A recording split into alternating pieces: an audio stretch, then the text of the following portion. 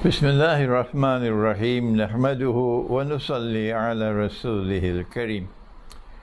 We greet you from my sitting room here in the Caribbean island of Trinidad with Assalamu alaikum wa rahmatullahi wa barakatuh.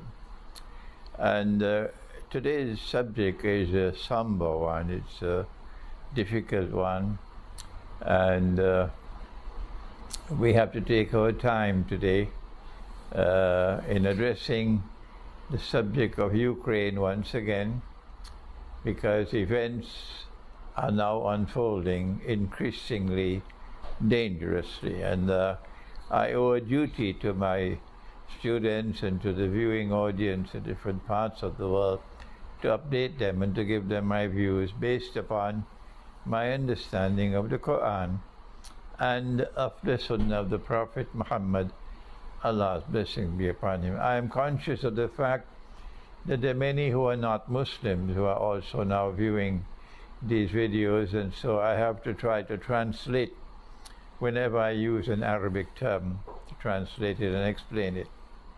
Our topic is Ukraine, the just war, the just war, and international law.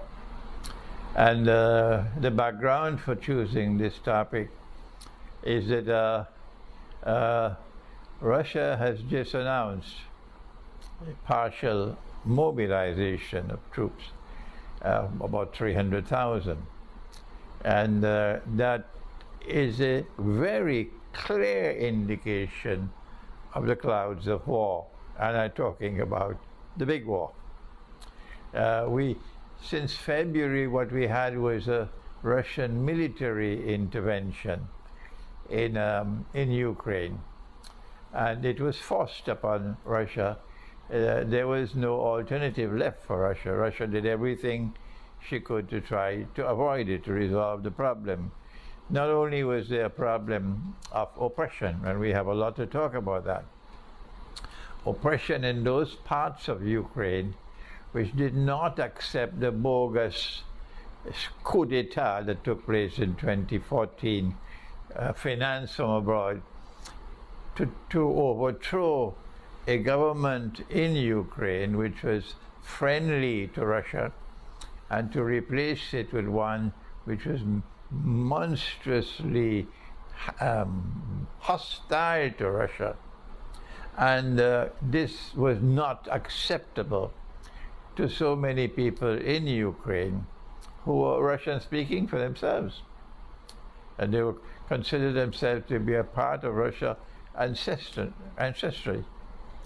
And because these people refused to accept it and resisted that coup d'etat in Ukraine in 2014, what Ukraine responded with was the same kind of oppression that you have in India and Kashmir. And so there was war in Ukraine going on between the government of Ukraine and those who resisted the change in government. And people were being killed, war was going on. And this went on for 7 years, 7 long years, until eventually Russia intervened to liberate these people from oppression. And we're going to have to deal with that subject today. I don't know how long it'll take. But there was also another reason for Russia's intervention, and that is Ukraine was moving in the direction of joining the military alliance that was hostile to Russia, namely the North American Treaty Alliance, NATO, Treaty Organization, NATO. And Russia was warning and warning and warning, we will not allow this. This is an unacceptable security threat to Russia. And so after all the warnings had been ignored by the Western world, and they said, no, Ukraine has the right to join NATO and you can't stop it. And then eventually, when there was no other option left, Russia, in order to save her own people, Russian-speaking people in Ukraine, from oppression. It doesn't matter whether they're Russians or not, any people who are being oppressed, Russia has the right, according to God's law, which is our topic today, according to God's law, to to intervene to liberate the oppressed. And Russia also had a right to ensure that her own security as a state was not threatened in such a significant way. And so this is the reason why there was a military intervention in February. And 6 months have passed, it is, and now we find that the war, it's no longer an intervention, it's a war, because Russia has now published that almost 6,000 of their soldiers have been killed in this war. So it is a war. We don't know what are the figures for Ukraine, but Russia has told us these are the numbers who have been killed.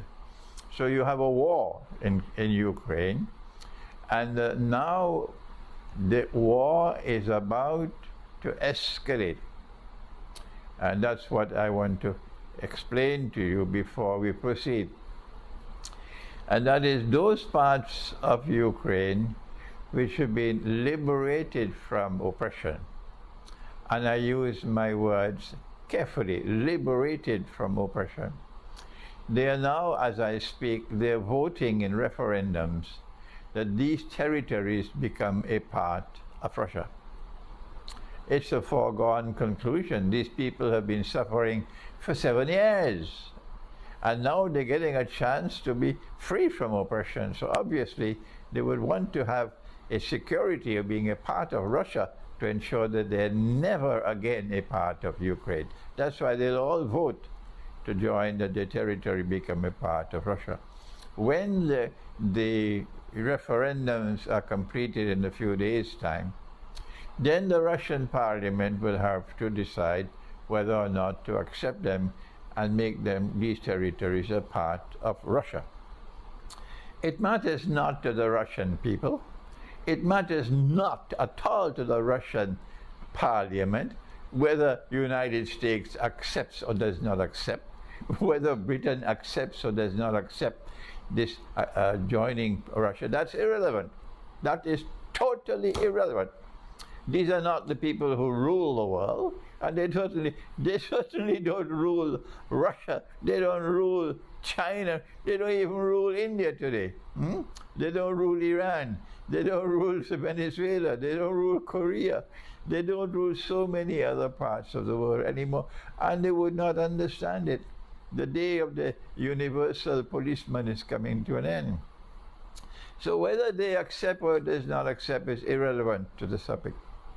What is relevant is how Russia responds, and if Russia accepts these territories to be incorporated into the Federation of Russia, then they become a part of Russian territory.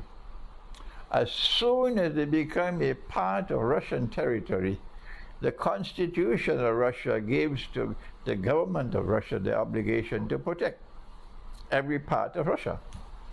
So once Ukraine now proceeds to continue the war against these territories, you're now waging war on Russia.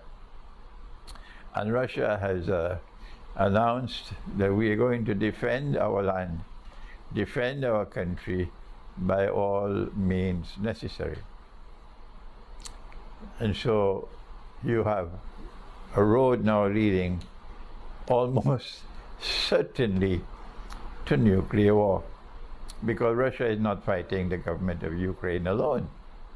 The entire Western world, you know, the modern Western civilization, my Islamic eschatology based on the Quran, led me to the conclusion long ago that modern Western civilization was created by the Antichrist, by Dajjal, the false Messiah.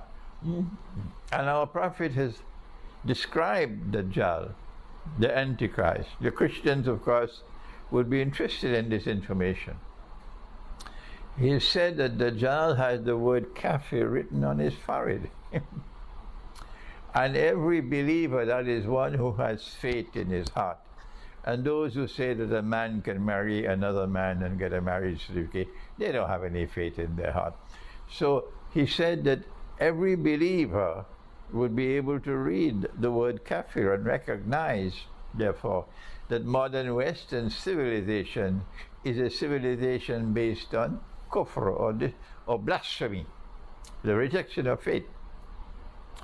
And He says you'll be able to recognize, read the word kafir whether you are katib or ghayru katib, means whether you are literate or you are illiterate. You'll still be able to read it.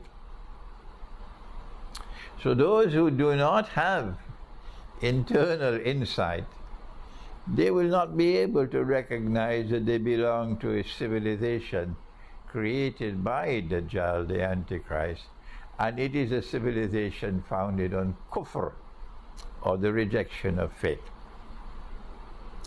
And the Prophet went on to say about that, the people of kufr, he says, al-kufru millatun wahida, that all of these people who are in the religion, the state of kufr, they all constitute one community, one political community. Millatun wahida.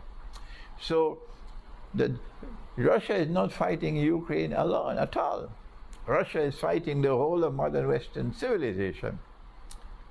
The power of modern Western civilization is behind Ukraine. So this is a confrontation between Russia and the rest of the West. And as soon as the referendums are over, as soon as the territories become a part of Russia, then if Ukraine continues to attack these territories, we're going to see a massive and a significant and an instantaneous escalation of the war in Ukraine. And this is a road leading clearly to nuclear war, because Russia has said we're going to defend our territory by any means necessary, by all means necessary. It is in this background that we now address this subject. I don't think that there is any possibility left for a peaceful resolution of the war in Ukraine. There are those who are still optimistic, and I admire them for their optimism. But my pragmatic view of this subject is that we've now passed the point of no return. The situation as it now exists is that Russia has accepted that this war cannot be avoided, the Great War.